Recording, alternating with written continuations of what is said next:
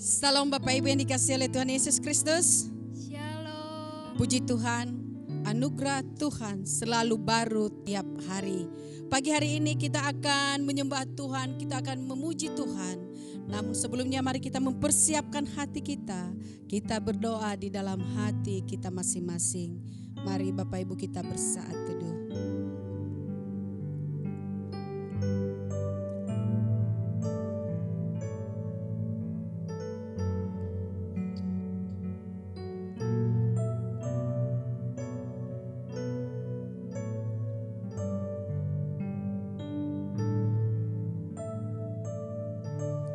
Saya undang kita bangkit berdiri. Firman Tuhan berkata dalam Mazmur 91 ayat 1 sampai ayat 2. Orang yang duduk dalam lindungan yang maha tinggi dan bermalam dalam naungan yang maha kuasa akan berkata kepada Tuhan, tempat perlindunganku dan kubu pertahananku, Allahku yang kupercayai. Amin. Pertolongan kepada kita adalah di dalam nama Allah yang menjadikan langit dan bumi. Turunlah kiranya atas kita sekalian anugerah dan damai sejahtera daripada Allah Bapa dan dari anaknya Yesus Kristus. Amin. Mari Bapak Ibu, saya mengajak kita untuk memuji Tuhan dari buku PPK nomor 30. Oh Tuhanku, kau panggilku pulang dan cintamu menggerakkan hatiku.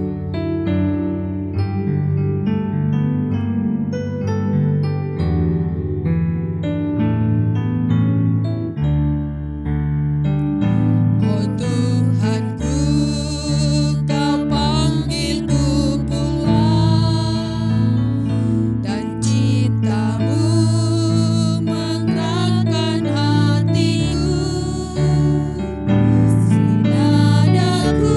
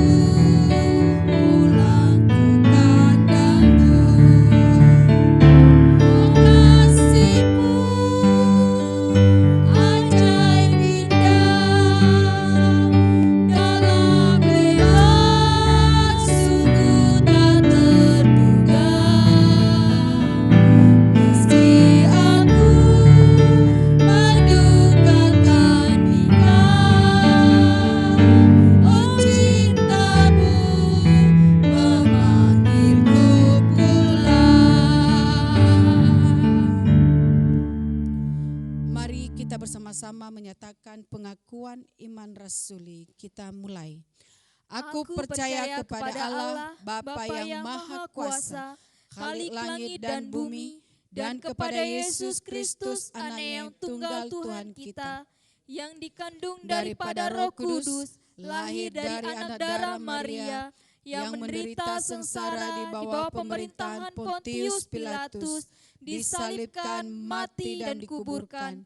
Pada hari yang ketiga bangkit pula dari antara orang mati, naik ke surga, duduk di sebelah kanan Allah, Bapa yang Maha Kuasa, dan dari sana Ia akan datang untuk menghakimi orang yang hidup dan yang mati. Aku percaya kepada Roh Kudus, gereja yang kudus dan am, persekutuan orang kudus, pengampunan dosa, kebangkitan daging, dan hidup yang kekal. Amin. Silakan duduk kembali. Mari kita bersatu dalam doa. Bapa di surga, kami bersyukur dan terima kasih untuk panggilan Tuhan bagi kami untuk selalu datang kepadamu, bersyukur dan berterima kasih dan menikmati berkat yang Engkau sediakan bagi kami, dan berkat-Mu selalu baru tiap hari. Terima kasih Bapa di surga, pada pagi hari ini kami sungguh menyerahkan ibadah kami ini hanya di dalam nama Tuhan kami, Yesus Kristus. Haleluya. Amin. Amin. Mari kita memuji Tuhan kembali dari buku pujian nomor 156 dari buku PPK. Tuhan, Engkau pusakaku yang berharga bagiku. Tuhan,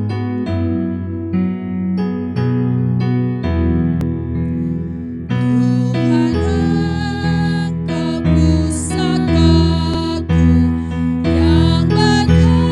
yang berharga bagiku. Kuatkan hamba selalu berjalan di sisimu, berdekat padamu, Kuatkan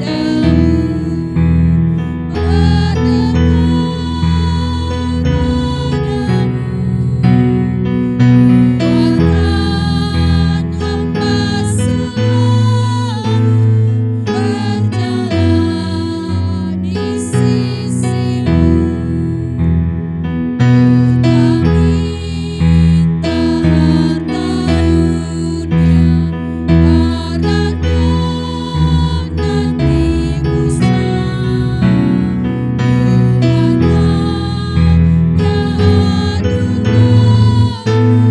hanya anugerah-Mu itu cukup bagiku. Berdekat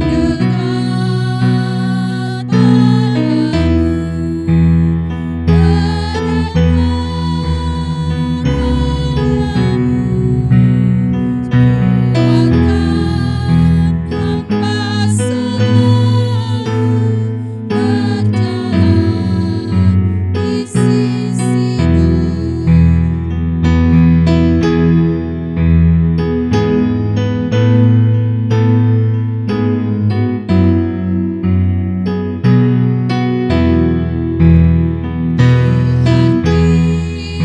pimpin hidup hamba dalam susah dan senang, hingga masuk pintu surga dan bebas serta Tuhan, berdekat padamu,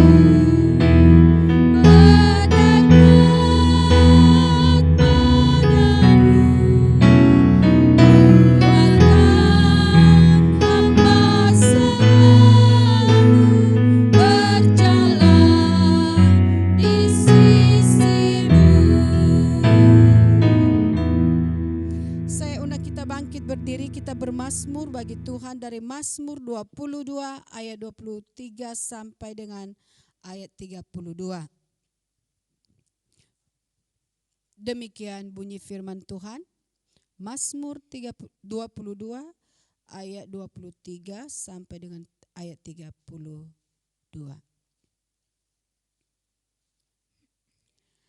Aku akan memasyhurkan namamu kepada saudara-saudaraku dan memuji-muji engkau di tengah-tengah jemaah. Kamu yang takut akan Tuhan, pujilah Dia. Hai segenap anak cucu Yakub, muliakanlah Dia dan gentarlah terhadap Dia, hai segenap anak cucu Israel. Sebab ia tidak memandang hina ataupun merasa jijik kesengsaraan orang yang tertindas, dan ia tidak menyembunyikan wajahnya kepada orang itu, dan ia mendengar ketika orang itu berteriak minta tolong kepadanya. Karena engkau aku memuji-muji dalam jemaah yang besar, nazarku akan kubayar di depan mereka yang takut akan Dia. Orang yang rendah hati akan makan dan kenyang, orang yang mencari Tuhan akan memuji-muji Dia. Biarlah hatimu hidup untuk selamanya. Segala ujung bumi akan mengingatnya dan berbalik kepada Tuhan, dan segala kaum dari bangsa-bangsa akan sujud menyembah di hadapannya. Sebab Tuhanlah yang mempunyai kerajaan, Dialah yang memerintah atas bangsa-bangsa.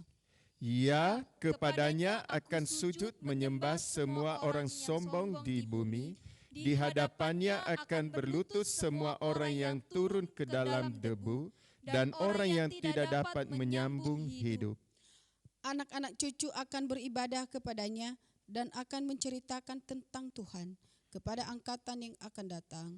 Mereka akan memberitakan keadilannya kepada bangsa yang akan lahir nanti, sebab Ia telah melakukannya. Amin. Gloria Patri.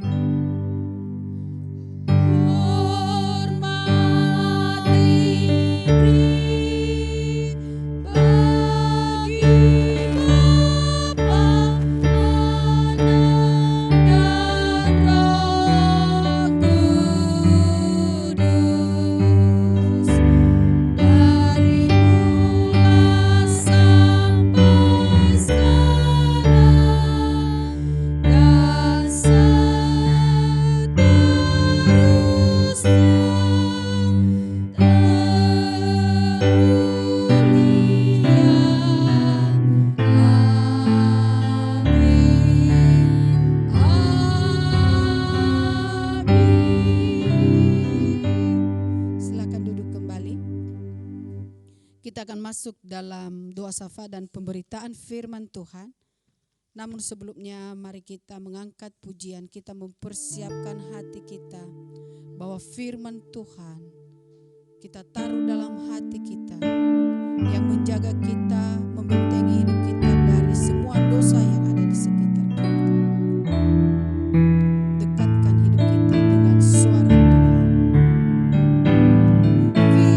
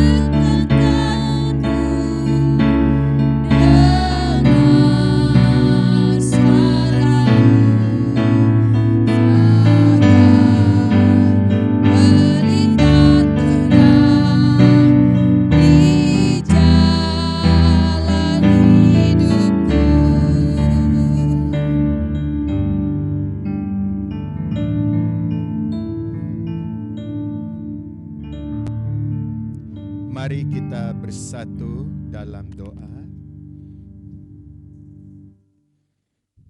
Kami kembali datang di hadapan Tuhan melalui ibadah kami pada hari ini.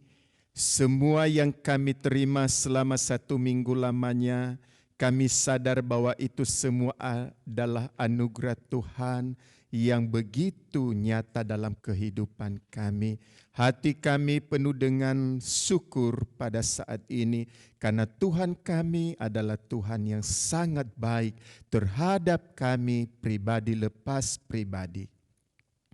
Saat ini ya Tuhan, kami tetap berdoa untuk bangsa dan negara kami yang kami cintai ini.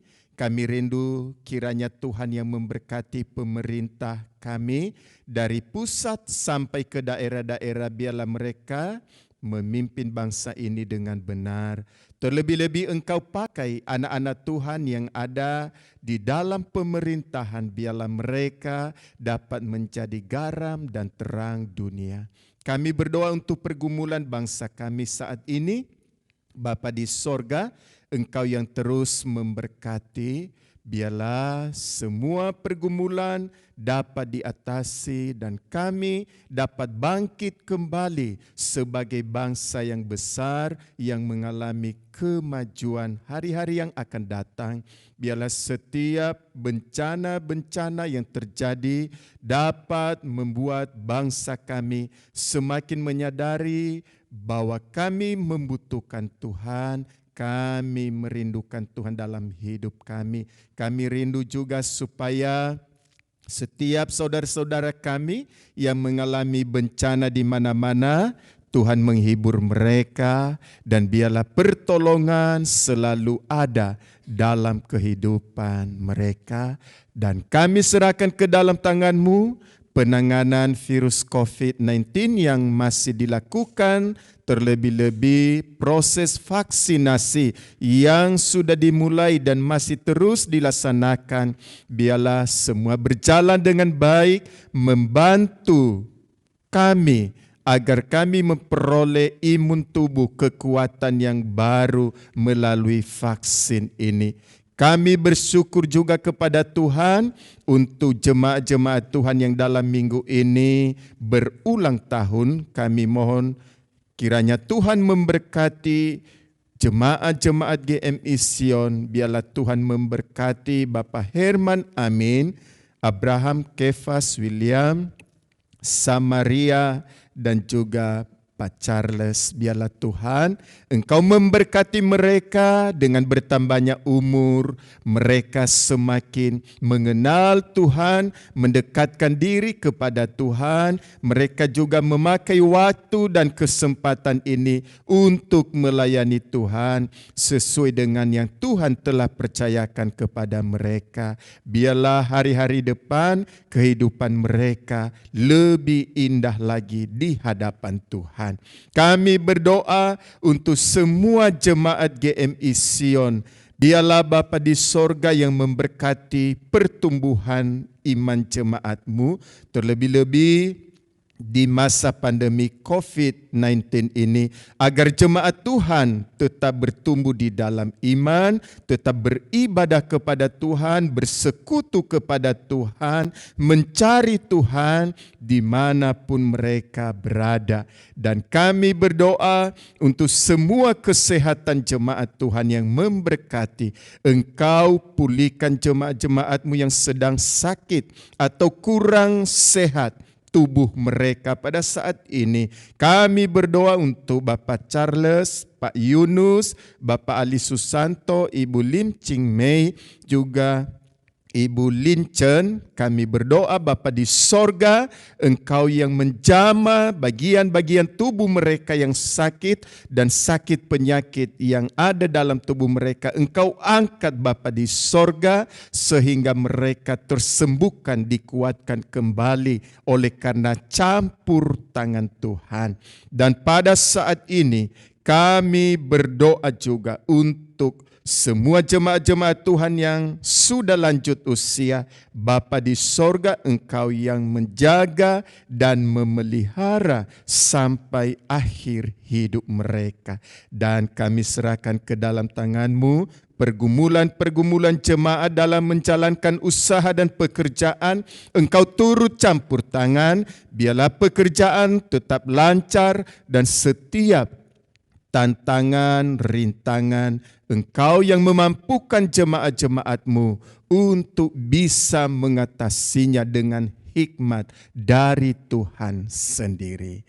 Terima kasih ya Tuhan, saatnya kami mau membuka hati kami untuk mendengarkan firman-Mu. Berkati kami semua yang mendengar firman Tuhan ini, dan hamba-Mu yang menyampaikannya dengan urapan dari Tuhan, hamba-Mu menyampaikan dengan baik kepada jemaat-jemaat-Mu. Dalam nama Yesus kami berdoa dan mengucap syukur. Haleluya. Amin. Salam Bapak Ibu yang dikasihi oleh Tuhan. Ya, terima kasih, kita bersyukur kepada Tuhan. Hari ini kita bisa bertemu kembali dalam ibadah kita, dan pada saat ini marilah kita merenungkan satu bagian firman Tuhan yang terambil dari Injil Markus pasal 8. Injil Markus pasal 8 ayat 31 sampai 38.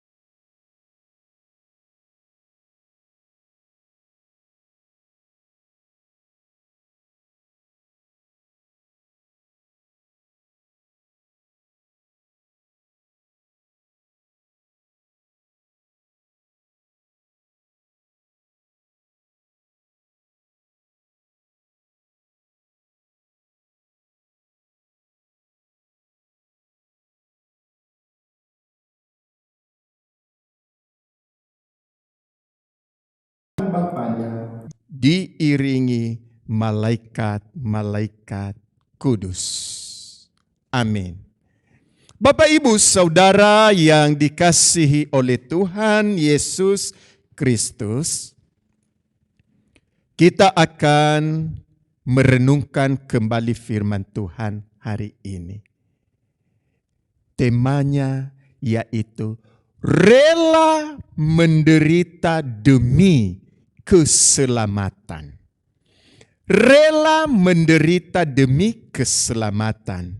Bapak Ibu Saudara yang dikasihi oleh Tuhan, Jika kepada kita diberikan dua pilihan saat ini, maukah menderita atau tidak mau menderita? Pasti lebih banyak orang yang memilih untuk tidak mau menderita. Karena banyak orang beranggapan menderita itu membuat malu. Dan menderita itu membuat hidup seolah-olah penuh kesengsaraan, penuh beban-beban yang berat. Tetapi Bapak Ibu saudara-saudara yang dikasihi oleh Tuhan, sebenarnya ada banyak orang yang berani memilih untuk menderita. Tentu ada alasan mereka. Karena mereka tertarik terhadap sesuatu yang akan mereka terima nanti setelah mereka menyelesaikan penderitaan mereka itu. Saya berikan satu contoh. Sekarang ini kita mendengar di mana-mana di Indonesia terjadi banyak bencana alam. Banjir, longsor, dan banyak bencana-bencana yang lain. Untuk menanggulangi bencana-bencana itu, untuk menolong orang-orang yang tertimpa bencana itu, tidak sedikit atau banyak orang yang rela untuk menderita. Mereka menjadi sukarelawan, membantu menanggulangi orang-orang yang mengalami bencana alam.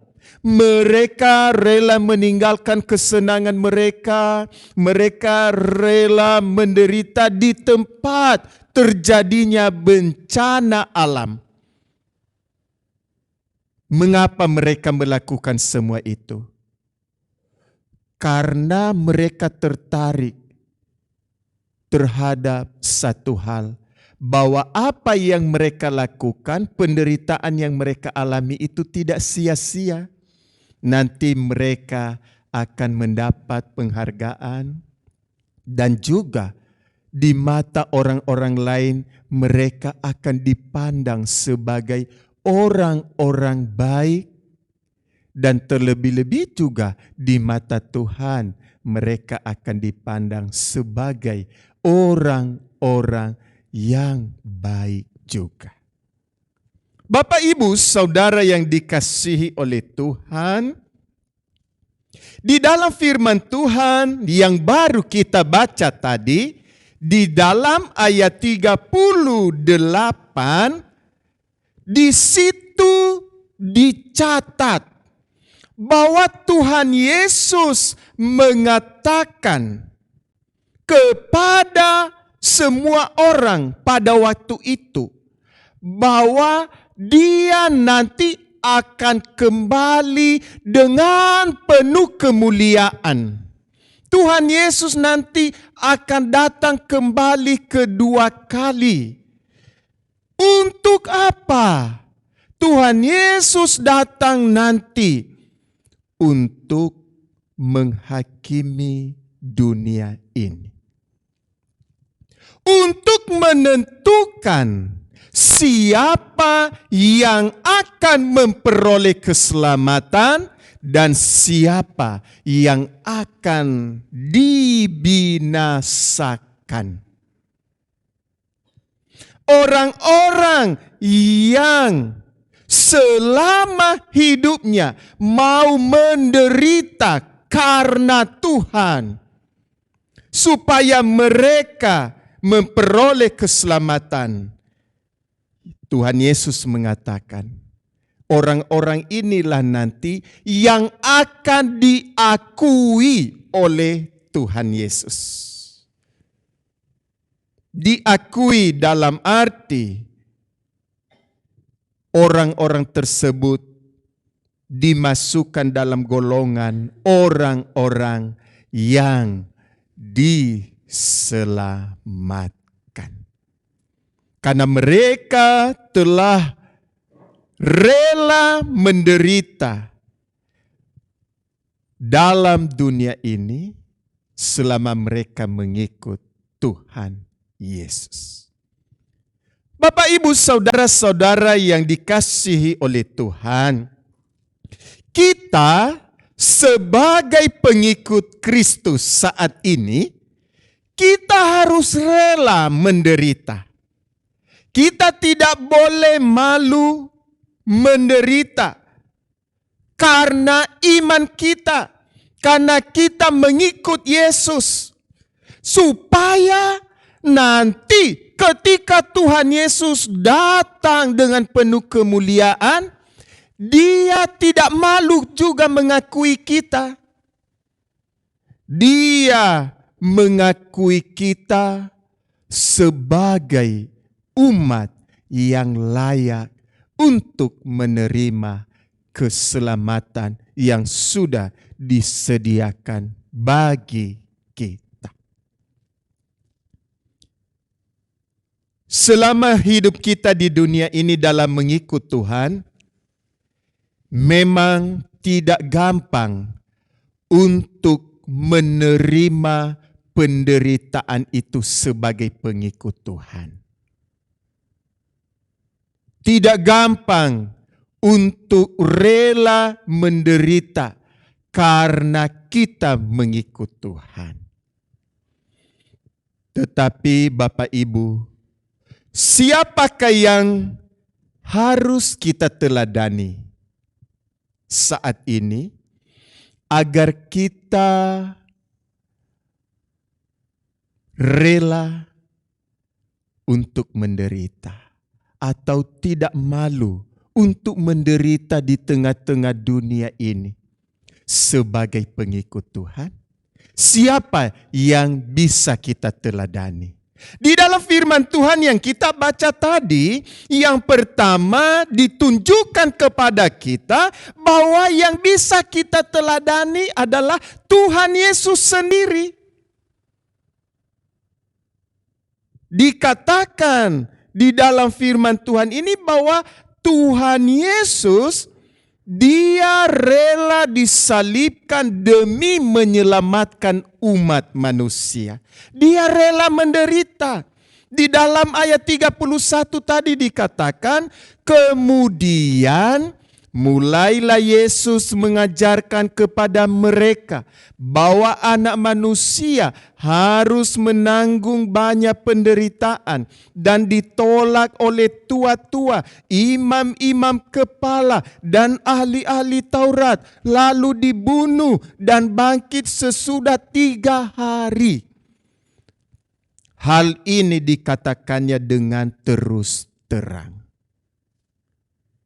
Di dalam ayat 31 ini, ketika Tuhan Yesus sedang mengajar, Tuhan Yesus menjelaskan bahwa Dia sebagai Mesias, Dia sebagai anak manusia, Dia menyebut dirinya anak manusia, Dia juga menyebut dirinya sebagai hamba Tuhan yang menderita, sebentar lagi akan mengalami penderitaan. Yesus mengatakan, sebentar lagi saya akan mengalami penderitaan. Penderitaanku yang akan aku alami dimulai ketika aku ditolak oleh tua-tua, imam-imam kepala, ahli-ahli Taurat. Lalu aku dibunuh, disalibkan, sampai mati di atas kayu salib. Itu yang Tuhan Yesus jelaskan kepada para pendengarnya pada waktu itu. Hal ini menunjukkan bahwa Yesus sudah siap untuk menderita demi menyelamatkan umat manusia. Dan ayat 32 tadi dikatakan, hal ini dikatakannya dengan terus terang. Hal ini dijelaskannya dengan jujur. Dia tidak berbohong, dia tidak menutup-nutupi. Dan sedikit pun dia tidak takut, dia tidak malu terhadap penderitaan yang akan dia alami demi menyelamatkan umat manusia. Bapak, Ibu, saudara yang dikasihi oleh Tuhan Yesus. Tuhan Yesus telah menanggung semua penderitaan. Penderitaannya begitu berat. Dia ditolak, dia difitnah, dia dituduh yang macam-macam, sampai pada akhirnya dia disiksa dengan begitu keji, dan sampai dia mati di atas kayu salib. Dia telah melakukannya untuk kita. Bagaimana dengan kita saat ini? Kita pun tidak boleh malu menderita. Saat ini kita harus rela dihina. Sebagai pengikut Kristus, kita harus rela difitnah. Sebagai pengikut Kristus, kita bahkan kalau Tuhan menghendaki, kita harus rela disiksa.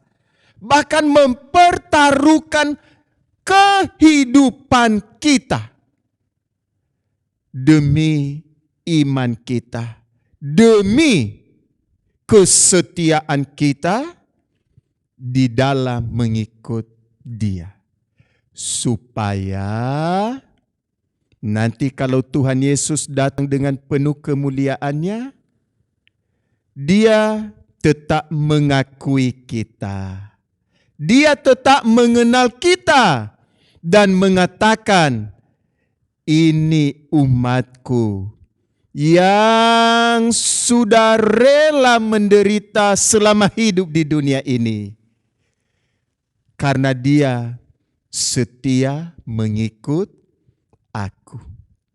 Tentu kita sangat bangga ya, kalau kita nanti di akhir zaman itu diakui oleh Tuhan Yesus.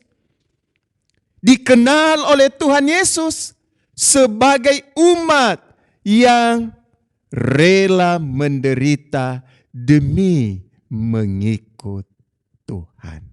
Jadi sekali lagi, saya mengingatkan kita melalui firman Tuhan ini, kita harus rela menderita. Menderita apa saja demi mengikut Yesus. Kemudian, teladan yang kedua yang kita lihat melalui firman Tuhan ini, yaitu murid-murid Tuhan Yesus sendiri. Mereka telah menjadi teladan. Mereka mau menyangkal diri dan memikul salib. Di dalam ayat 34 tadi kita telah membaca. Lalu Yesus memanggil orang banyak dan murid-muridnya dan berkata kepada mereka, setiap orang yang mau mengikut aku, ia harus menyangkal dirinya, memikul salibnya dan mengikut aku. Bapak Ibu, pada waktu itu, ketika Tuhan Yesus mengajar, dia melihat ada banyak orang yang begitu berniat, begitu semangat untuk mau menjadi pengikut Yesus. Tapi Yesus mau mempersiapkan mereka, supaya mereka nanti tidak kecewa. Setelah mengikut Yesus, akhirnya mereka kecewa. Lalu Tuhan Yesus memberikan syarat, menyampaikan syarat kepada mereka. Siapa yang mau mengikut aku, maka pertama-tama syaratnya harus menyangkal diri. Apa itu menyangkal diri? Menyangkal diri artinya menempatkan kebenaran, menempatkan firman Tuhan atau menempatkan kehendak Allah lebih tinggi daripada kehendak diri kita sendiri. Itu artinya menyangkal diri. Menempatkan firman Allah, kehendak Allah lebih tinggi daripada kehendak diri sendiri. Artinya menyangkal diri itu harus ada ketaatan, ketundukan, penyerahan diri, tidak lagi mementingkan diri sendiri. Jadi, kalau kamu mau menyangkal diri, kamu boleh mengikut aku. Itu kata Tuhan Yesus. Kemudian Tuhan Yesus mengatakan, kalau mau mengikut aku, kamu harus siap memikul salib. Bapak Ibu, pada waktu itu orang-orang yang mendengar perkataan Yesus itu, sebenarnya mereka sudah sering melihat orang-orang yang disalibkan pada waktu itu. Mereka sering melihat bagaimana menderitanya orang yang disalibkan. Karena pada waktu itu, salah satu bentuk hukuman orang-orang yang telah melakukan kesalahan adalah mereka harus disalibkan.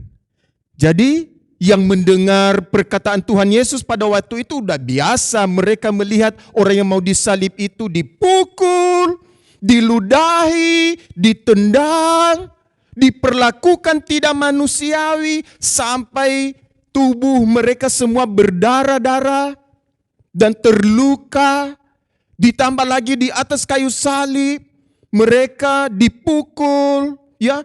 Telapak tangan mereka diikat, dipaku, kaki mereka juga demikian. Mereka begitu tersiksa. Jadi yang mendengar perkataan Tuhan Yesus pada waktu itu udah biasa melihat peristiwa itu. Bukan sesuatu yang asing lagi bagi mereka. Oleh karena itu Tuhan Yesus mengatakan, kalau mau mengikut aku, kamu harus siap memikul salib. Tapi itu bukan berarti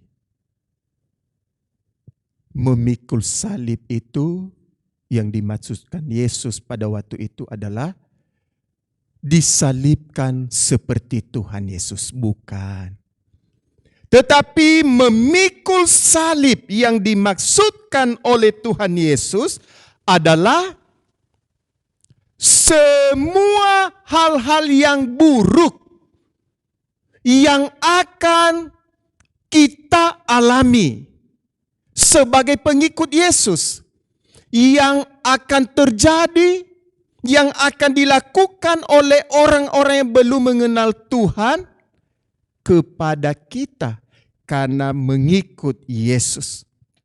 Misalnya tadi, kita akan ditolak, kita akan disiksa, kita akan dihukum walaupun bukan kesalahan kita. Kita akan difitnah, kita akan diperlakukan tidak adil, kita tidak dihormati, dihargai, hak-hak kita tidak diakui, dan segala macam hal-hal yang buruk yang diterima oleh sebagai pengikut Yesus, itu adalah salib yang harus dipikul sebagai pengikut Yesus. Ini tidak gampang, menyangkal diri dan memikul salib. Oleh karena itu Tuhan Yesus mengatakan, siapa yang menyelamatkan nyawanya, ia akan kehilangan nyawanya. Tetapi barang siapa kehilangan nyawanya karena aku dan karena Injil, ia akan menyelamatkan. Perkataan Tuhan Yesus ini merupakan satu jaminan bahwa orang yang mengorbankan apapun dari dirinya karena mengikut Tuhan Yesus, maka orang itulah yang sesungguhnya telah menyelamatkan nyawanya sendiri atau telah diselamatkan. Tetapi orang yang mau mengikut Yesus tetapi mau menyelamatkan dirinya sendiri, artinya tidak mau menderita, tidak mau menanggung semua kesusahan sebagai pengikut Yesus. Orang itu sebenarnya dia sudah kehilangan nyawanya. Artinya dia tidak memperoleh keselamatan dari Tuhan. Bapak Ibu yang dikasihi oleh Tuhan, banyak orang saat ini ya, kalau kita lihat mereka hanya hidup untuk dirinya sendiri. Banyak orang yang kita lihat saat ini seperti itu, tidak terkecuali orang Kristen. Mereka hanya mau memuaskan hawa nafsu mereka, mau memuaskan keinginan mereka sendiri. Itu artinya mereka berusaha menyelamatkan diri sendiri. Mereka tidak mau hidup menderita sebagai pengikut Tuhan. Mereka tidak mau mengalami kesusahan karena mengikut Tuhan. Mereka maunya senang sendiri sesuai dengan kehendak diri mereka sendiri. Kita sering melihat itu di mana-mana. Di mana-mana banyak orang Kristen yang menyebut dirinya, aku orang Kristen, tetapi sesungguhnya mereka tidak mau menderita sebagai pengikut Tuhan. Mereka hanya mau senang menurut diri mereka sendiri. Kita bisa mencontoh satu orang murid Tuhan Yesus. Ada seorang murid Tuhan Yesus yang bernama Petrus. Kita sering mendengar Petrus dikhotbahkan ya kepada kita. Bapak Ibu, hidup Petrus atau akhir hidup Petrus sangat menyedihkan. Karena mempertahankan imannya sebagai pengikut Yesus.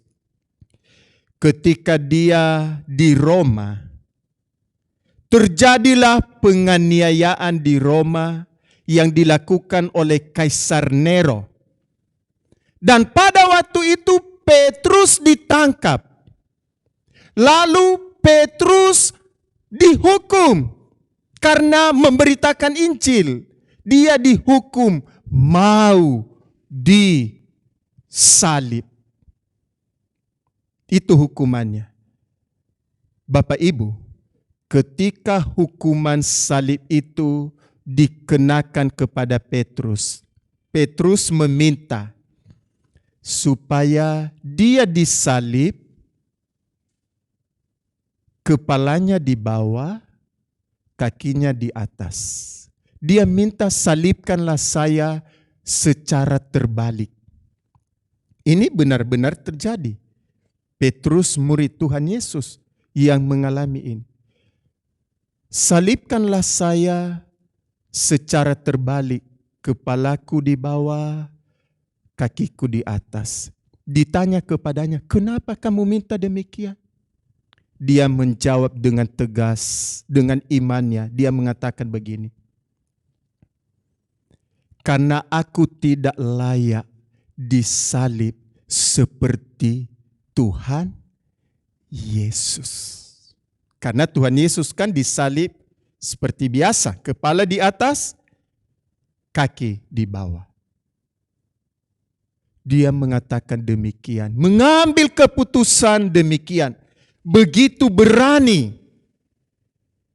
untuk menunjukkan bahwa dia sudah rela menderita, sudah rela mati demi kesetiaannya menjadi seorang pengikut Tuhan Yesus. Bapak, Ibu, saudara yang dikasihi oleh Tuhan. Ada banyak kisah-kisah yang lain sebenarnya yang bisa kita temukan dan bisa kita dengar. Bahwa ada banyak pengikut Tuhan dari dulu sampai sekarang di seluruh dunia yang sudah rela menderita sampai menyerahkan nyawa mereka dan apa yang ada pada mereka demi mengikut Yesus. Yang saya ceritakan tadi itu baru salah satunya saja. Masih banyak yang lain. Tetapi itu sebenarnya sudah cukup menjadi contoh teladan bagi kita. Menjadi pendorong bagi kita bahwa kalau kita mau sungguh-sungguh mengikut Yesus, kita harus rela menyangkal diri kita, meninggalkan semua kesenangan dosa-dosa kita, dan juga rela memikul salib. Artinya rela menanggung penderitaan sebagai pengikut Yesus.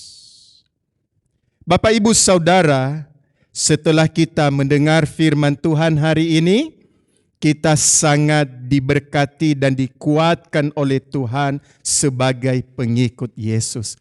Maka firman Tuhan hari ini saya simpulkan untuk kita demikian, bahwa mengikut Yesus berarti siap menderita. Tuhan Yesus dan semua pengikut Yesus yang setia telah menjadi teladan yang baik bagi kita. Oleh karena itu, mari kita belajar dari Tuhan Yesus dan para murid-murid yang telah terbukti rela menderita demi memperoleh keselamatan itu. Ingatlah Bapak Ibu bahwa orang Kristen yang rela menderita di tengah-tengah dunia yang tidak setia dan berdosa ini nanti akan diakui oleh Tuhan Yesus ketika Dia datang di akhir zaman dengan penuh kemuliaan. Akhirnya memperoleh keselamatan. Amin. Mari kita berdoa. Bapa di dalam sorga, terima kasih untuk kebenaran firman-Mu. Tuhan tolong kami dan urapi kami, agar kami mampu dan kuat untuk menderita sebagai pengikut Yesus selama hidup di dunia ini, sehingga keselamatan yang Engkau janjikan bagi kami memperolehnya melalui pengakuan Tuhan Yesus tentang diri kami. Terima kasih ya Tuhan, berkati semua jemaat-Mu yang telah mendengarkan kebenaran firman Tuhan hari ini. Di dalam nama Yesus kami berdoa dan mengucap syukur. Amin.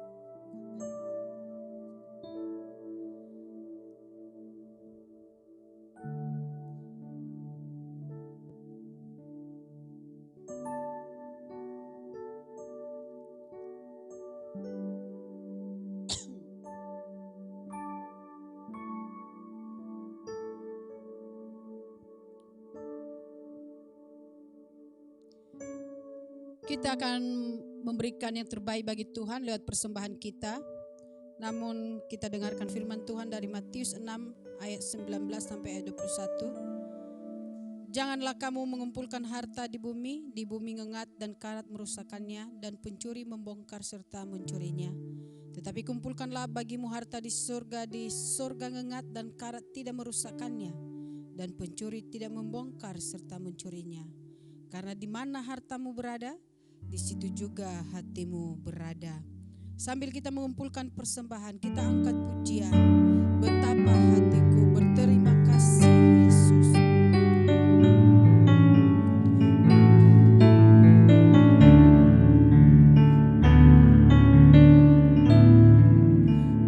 Kau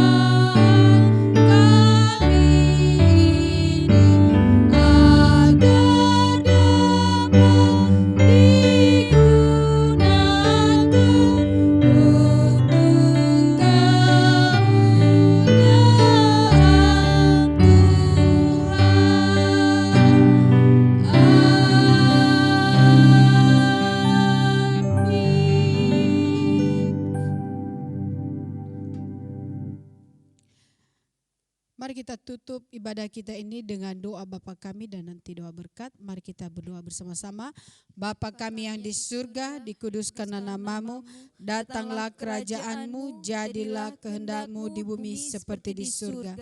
Berilah kami pada hari ini makanan kami yang secukupnya, dan ampunilah kami akan kesalahan kami, seperti kami juga mengampuni orang yang bersalah kepada kami. Dan janganlah membawa kami ke dalam pencobaan, tetapi lepaskanlah kami daripada yang jahat. Karena Engkau yang mempunyai kerajaan dan kuasa dan kemuliaan sampai selama-lamanya. Amin. Doksologi.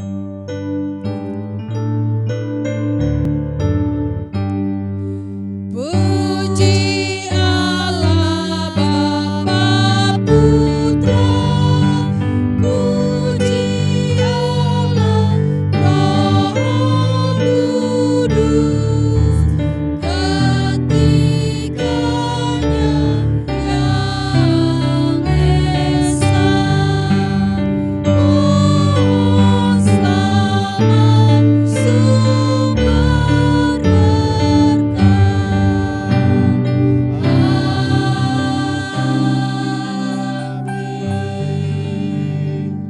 Sidang jemaat yang dikasihi oleh Tuhan, pulanglah dengan damai sejahtera dan arahkanlah hatimu untuk menerima berkat dari Tuhan.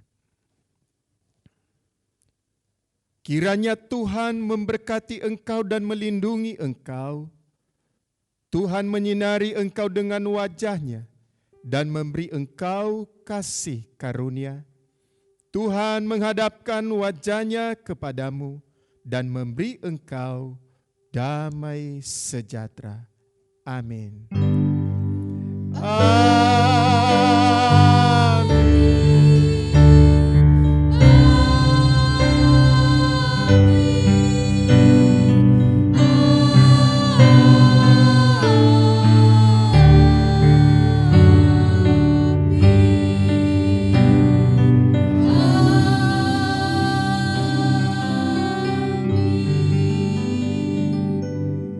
Silakan duduk dan bersaat teduh.